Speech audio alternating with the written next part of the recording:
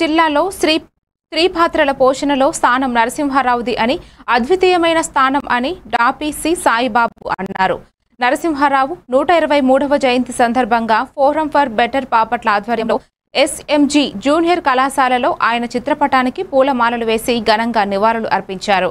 ఆయన ప్రతిభ, పాఠవాలు అనన్య సామాన్యమైనవి. ఈ సందర్భంగా ఆయన పేర్కొన్నారు.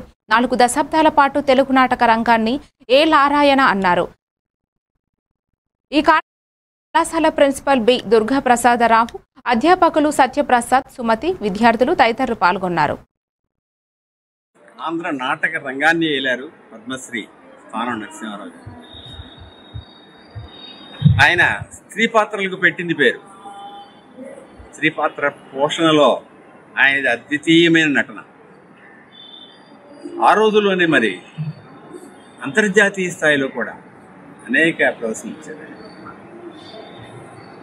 ఆయన బాపట్ల వాసి కావడం అందరికీ గర్వకారణం. బాపట్ల బోర్డు స్కూల్లో విద్యాభ్యాసం చేశారు. బాపట్ల చాలా కాలం తర్వాత తెనాలి వెళ్ళి అక్కడ సెటిల్ అయ్యారు. ఇటువంటి గొప్ప నటుడు ఆ రోజుల్లో ప్రేక్షకుల్ని తొలి పద్మశ్రీ ఆయనకి నాటక రంగంలో.